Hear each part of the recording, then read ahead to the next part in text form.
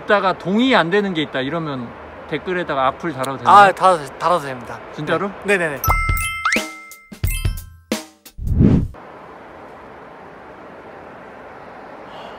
안녕하세요.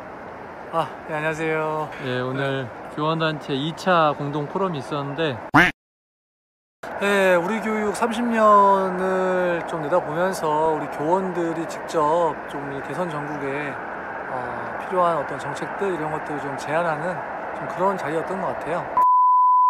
포럼 마치고 왔는데 어떠신가요? 많이 긴장되고 했는데 이제 발제 이후에 어떤 반응이나 또 질문들도 좀 저희가 발제했던 그 돌봄청에 관해서 많이 좀 관심 가져주시고 하셔서 좀 기뻤고요. 관련해서 정부에서도 관심을 갖고 돌봄 문제가 돌봄청을 중심으로 저희가 내놓은 안을 중심으로 좀 잘 해결됐으면 하는 이런 바람입니다. 포럼 때 했던 한 10분 남짓한 그 영상을 틀어드릴 건데 이거 시청하시는 분들이 어떤 관점에서 본인의 이야기를 들어줬으면 좋겠다 이런 얘기 좀 해주세요. 얘기를 들으면서 지나갑니다. 제 발제를 혹시 이렇게 챙겨 보시게 되면 아무래도 어떤 돌봄의 공공성 또 돌봄의 사회화라는 이런 부분에 대해서 우리가 같이 생각해 볼 필요가 있겠다. 단순히 좀 초등 돌봄이라는 그 영역을 좀 벗어나서 이 돌봄의 사회화가 되려면 어떻게 해야 될까라는 좀 큰 관점에서 우리가 들으신다면은 같이 고민하는데 좀 도움이 되지 않을까 싶습니다. 네. 듣다가 동의 안 되는 게 있다 이러면 댓글에다가 악플 달아도 되나요? 달아도 됩니다. 진짜로? 네네네. 제가 삭제하겠습니다. 화이팅! 저 이제 제주도 내려갑니다. 안녕! 이어서 좋은교사운동의 현승호 교육문화개선위원장님께서 돌봄청 신설을 통한 통합적 돌봄체제 구축 방안이라는 주제로 말씀해 주시겠습니다. 네, 안녕하십니까. 사단법인 좋은교사운동의 현승호라고 합니다. 지금부터 돌봄청 신설을 통한 통합적 돌봄체제 구축 방안에 대해 발제를 시작하도록 하겠습니다. PPT가 나올 것으로 믿고요. 미국의 여성주의 정치론가이죠. 조앤 트론트는 그의 책 돌봄 민주주의에서 인간은 누구나 돌봄의 수혜자이며 돌봄은 의존이 아닌 권리라고 이야기했습니다. 태어나서 성인이 될 때까지 누군가의 돌봄을 받고 성인이 되어서는 다른 사람을 돌보다가 다시 나이가 들어 누군가의 돌봄을 받다가 생을 마감하는 우리 삶을 생각해 보면 참 맞는 이야기인 것 같습니다. 그렇기에 사실 돌봄은 아주 오래전부터 존재해 왔는데요. 그 역할을 대부분 이전까지는 가정에서 감당해 왔습니다. 좀 더 정확하게 이야기하면 우리네 여성들이 그 역할을 감당해 왔다고 할 수 있습니다. 그러나 이제 돌봄은 더 이상 집안일이 아닙니다. 지식 정보화 시대의 등장과 여성의 사회 진출, 맞벌이 가정의 일반화 등 여러 사회 경제적 구조적 이유로 돌봄의 사회적 책무성은 강화되기 시작했습니다. 우리나라는 노무현 정부인 2000년대 중반부터 국가가 돌봄을 분담하는 돌봄의 사회화가 시작되었습니다.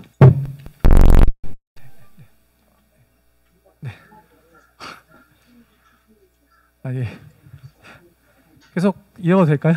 그래서 현재는 영유아 돌봄, 청소년 돌봄, 장애인과 노인 돌봄을 지자체, 교육부, 그리고 여가부, 복지부에서 각각 다양한 형태로 담당하고 있습니다.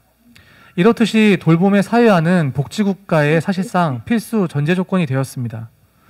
그러나 이러한 돌봄의 사회화가 좀 더 원활히 진행되기 위해서는 여러 부처로 흩어진 돌봄 체제가 하나로 일원화되어 통합적 돌봄 체제를 구축할 필요가 있겠습니다. 그 전 PPT입니다. 예.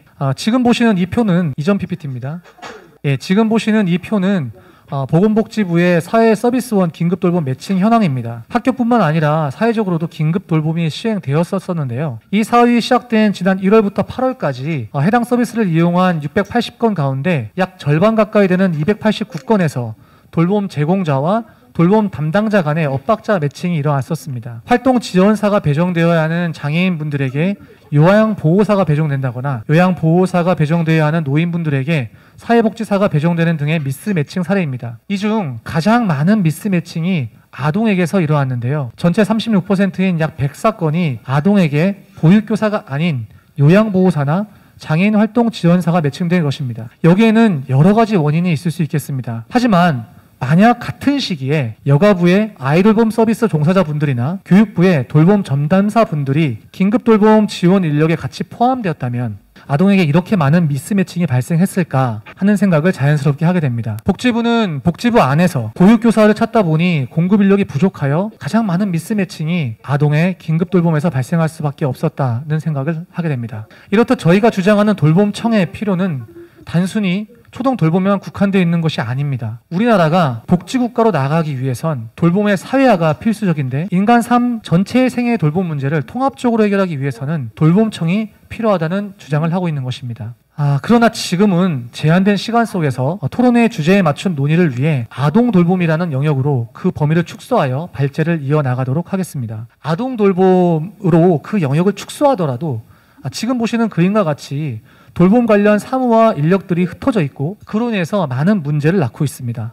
그 중에서도 앞서 교사노조에서 지적하신 그런 문제들을 제외하고 중요한 한두 가지만 더 추가로 지적하고자 합니다. 그것은 돌봄의 수요자가 돌봄 기관에 대해 각각 탐색하고 신청해야 하는 문제, 그리고 통합된 판정 체계가 없다 보니 정부 재정 지원이 필요한 서비스의 경우에는 신청을 할 때마다 자신의 소득을 반복해서 증명해야 한다는 문제입니다. 예를 들어 여가부의 아이돌봄 서비스의 경우 소득 수준을 가에서 라연까지 분류하여 지원하고 있어서 이에 맞춰서 학부모가 자신의 소득을 증빙하기 위해 각종 서류를 떼서 제출하고 신청합니다. 그리고 다시 학교 돌봄을 신청해야 하는데 또 학교는 학교 나름대로의 돌봄 신청을 받을 때 1순위부터 많게는 6순위까지 분류하여 신청을 받기 때문에 다시 학교에 맞게 소득 증빙 자료를 구비해서 제출해야 하는 어려움이 있습니다. 아이를 맡기기 위해 몇 번이고 나의 경제적 상태를 여실히 드러내며 제출 서류를 준비하는 불편함을 우리네 학부모님들이 감내하고 있는 것입니다. 저희는 앞서 발제에서 지적하신 문제와 지금 제가 언급한 문제를 해결할 수 있는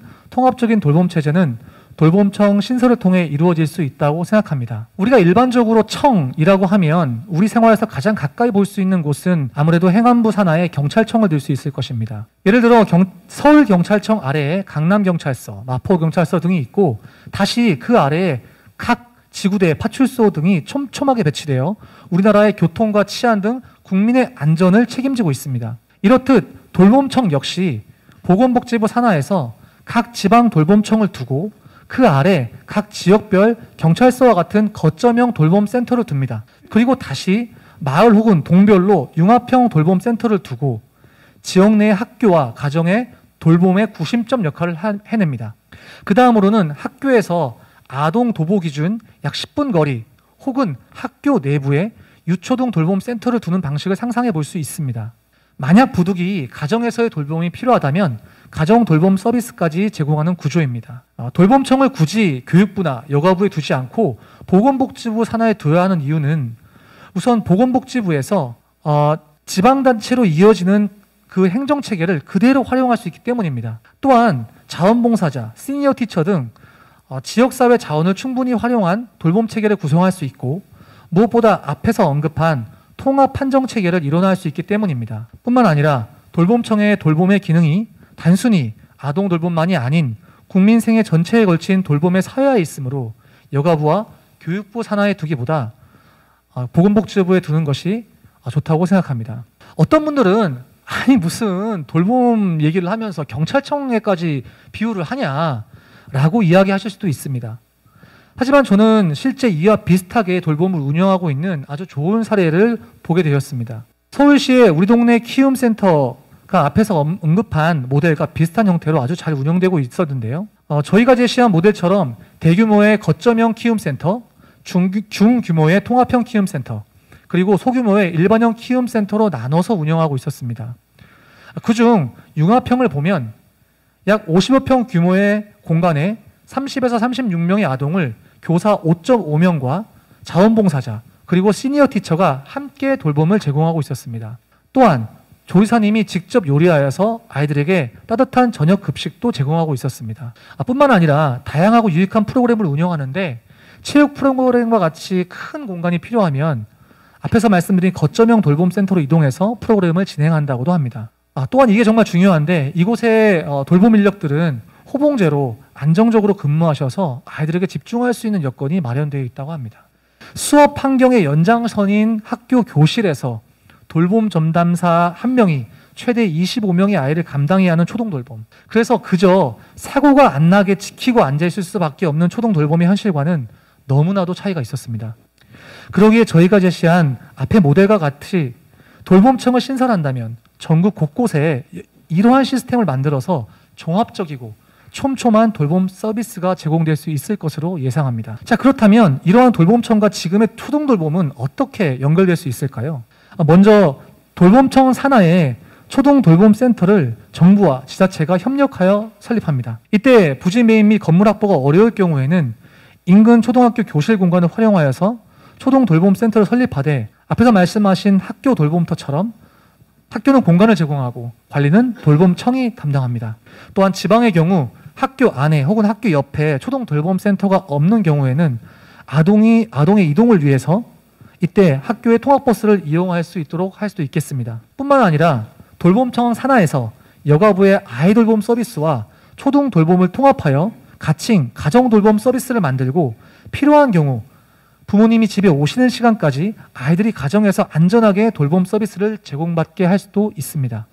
자, 돌봄청과 그 산하의 돌봄센터가 설립되어 재기능을 하게 되면 어떤 일이 일어날까요? 한번 상상해 봤으면 좋겠습니다. 돌봄청에서는 돌봄의 수요 파악, 공급 인력을 관리하여서 적재적소에 필요한 인력을 투입하고 그 수요를 채울 수 있습니다. 국민들은 원스톱으로 그 모든 서비스를 제공받게 되는데, 예를 들어 내가 맞벌이이고 퇴근이 늦어지는데 아이를 방과 후에 지역의 융합 돌봄 센터에 맡길지 아니면 가정으로 찾아오는 가정 돌봄 서비스에 맡길지, 이 모든 것을 휴대폰 속에서 하나의 앱에서 확인하고 신청할 수 있게 됩니다. 거기다 학교 근처에 돌봄 시설을 확충하고 돌봄 프로그램을 개발하고 인력과 프로그램의 질 관리를 하며 돌봄 아이들의 셔틀버스 운행 등을 통합적으로 돌봄청에서 관리하기 때문에 우리 학부모님들은 아이가 학교에서 돌봄센터에서 그리고 돌봄센터에서 가정으로 이동하는 동선을 쉽고 안전하게 파악할 수 있게 됩니다. 또한 통합 판정 체계를 통해서 모든 신청과 판정이 간소화되어 복지부의 소득을 증명하고 다시 여가부의 소득을 증명하고 또다시 지자체의 소득을 증명하고 신고해야 하는 일을 더 이상 하지 않아도 되게 될 것입니다. 마음 놓고 자녀를 맡길 수 있게 되어 양육 병립 환경이 제공되고 돌봄 종사자 분들의 처우가 개선되어서 직업 안정성이 높아지며 아이들 역시 주당 52시간 이상 한 학교에 머물지 않고 다양한 프로그램 속에서 보다 인권 친화적인 서비스를 제공받게 될 것입니다. 돌봄청은 저희의 희망사항입니다. 아니, 기존에 이미 갖춰진 인프라는 어쩌고 새로 분해해서 조립하는 일이 가능하겠어? 라고 하실 수도 있습니다. 혹시 서울시처럼 잘하고 있는 곳도 있는데 돌봄청이 지방자치를 방해하는 것 아닌가 하는 생각도 할 수 있습니다. 또한 저는 초등교사여서 보건의료 분야의 돌봄은 어떻게 이루어지는지 잘 모르는 게 사실입니다. 하지만 지금이 아니면, 지금과 같은 시기가 아니면 이러한 통합된 돌봄 체계로서의 돌봄청 이야기는 꺼내볼 수조차 없겠다는 마음에 상상력을 발휘해 보았습니다. 바라기는 어느 대선 캠프든 저희의 안을 받아서 꼭 정책으로 만들어 주셨으면 좋겠습니다. 다소 먼 이야기일지라도 저희는 30년을 내다봅니다. 30년을 내다보면서 옳은 방향을 제시하는 것이 교육운동가의 역할이라고 생각하며 발제를 마무리하겠습니다. 부족한 발제 들어주셔서 감사합니다. 현승호 위원장님 발제 감사합니다. 저는 마지막으로 제 주제인 이 돌봄청, 어느 캠프에서는 제발 좀 받아서 이번 대선에 꼭 촘촘하고 안정적인 돌봄 시스템이 우리 대한민국에 이루어지기를 소망합니다.